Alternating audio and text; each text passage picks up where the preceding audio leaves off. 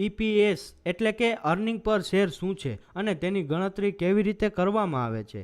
Share દીઠ કમાણી એટલે કે ઈપીએસ એ નાણાકીય મેટ્રિક છે જે કંપનીના બાકી વધેલા શેર્સને ફાળવેલ કંપનીનો નફો દર્શાવે છે. કંપનીની ચોખ્ખી આવકને બાકી રહેલા શેર્સની કુલ સંખ્યા દ્વારા વિભાજિત કરીને તેની ગણતરી કરવામાં આવે છે. ઈપીએસની ગણતરી આ સૂત્રના ઉપયોગથી કરવામાં આવે છે. ઈપીએસ બરાબર ચોખ્ખી આવક એને ભાગ્યા બાકી શેર્સની સંખ્યા. ઈપીએસ એ પ્રતિ શેર ધોરણે કંપનીના નફાનું મુખ્ય સૂચક છે અને તેનો ઉપયોગ કંપનીની નાણાકીય કામગીરીનું મૂલ્યાંકન કરવા માટે રોકાણકારો દ્વારા કરવામાં આવે છે. ઉચ્ચ ઈપીએસ સામાન્ય રીતે વધુ નફાકારકતા સૂચવે છે, પરંતુ કંપનીના નાણાકીય સ્વાસ્થ્યનું મૂલ્યાંકન કરતી વખતે અન્ય પરિબળો અને ઉદ્યોગના માપદંડને ધ્યાનમાં લેવું આવશ્યક છે. ઈપીએસની ગણતરી કરવા માટે કંપનીના સ્ટેટમેન્ટમાંથી ચોખ્ખી આવકનો ડેટા મેળવો. ચોખ્ખી આવક એ તમામ ખર્ચ, કર અને વ્યાજ બાદ કર્યા પછીનો કુલ નફો છે. બાકી શેરોની કુલ સંખ્યા શોધો. આ માહિતી સામાન્ય રીતે કંપનીના નાણાકીય નિવેદનો અથવા વાર્ષિક અહેવાલોમાંથી ઉપલબ્ધ હોય છે. ઉપર જણાવેલ ફોર્મ્યુલાનો ઉપયોગ કરીને બાકી શેરોની સંખ્યા દ્વારા